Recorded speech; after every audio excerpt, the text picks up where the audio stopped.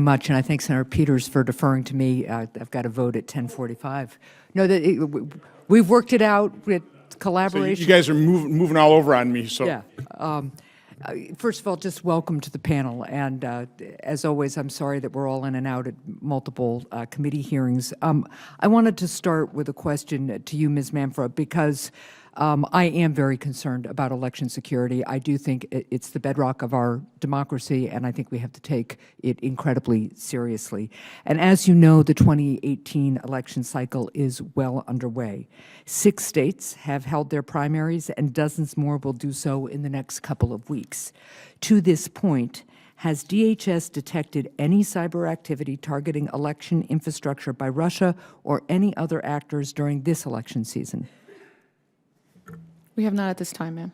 Thank you. Last week, when Secretary Nielsen was asked whether she had confidence in the state of the U.S. election security, she did not provide the assurances that many of us wanted or frankly expected to hear from her. Do you have confidence in the security of our nation's election systems? And if not, then why? If I may, because I was there when Secretary Nielsen was speaking, what she was trying to convey, and what I believe she did convey, which is the same sentiment that I have, is we do not have perfect visibility into every state and local system. What we have confidence is that DHS is doing everything that we can, that the government is doing everything we can, and that we have greater visibility than we did in 2016. So not to parse words, ma'am, but to be clear, in no sector would I ever say I have complete confidence that nothing will ever happen, because that would be a foolhardy statement, I believe. Well, thank you for that clarification. I would encourage DHS, as many of us have been, to continue to reach out to the states.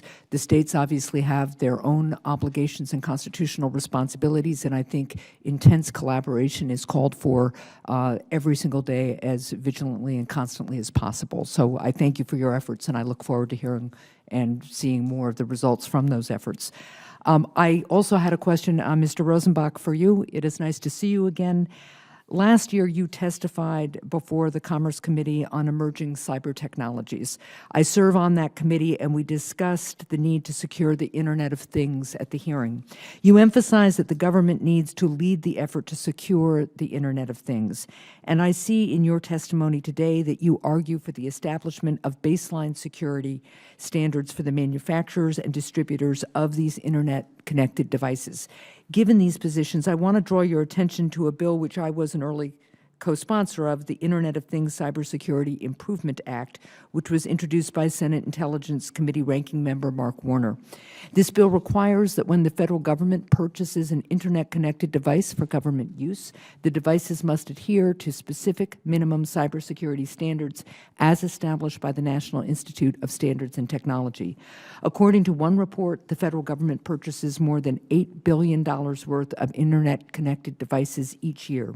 The idea behind this bill is that the federal government, as a major purchaser of Internet-connected devices, will lead the way on Internet of Things security and will push the consumer market to step up its security efforts as well. Mr. Rosenbach, given your advocacy for minimum standards for Internet of Things security, what's your opinion of the approach in Senator Warner's bill as a first step towards achieving the goals you laid out? Thank you, Senator. I've looked at the bill, and I'm a very strong believer in improving the security of the Internet of Things. I think you always need to be careful about a regulatory approach, but from my professional perspective, many of the things that you lay out in that bill, I think, are very strong, and we need to do something in this space given the tremendous growth of devices that are connected to the Internet.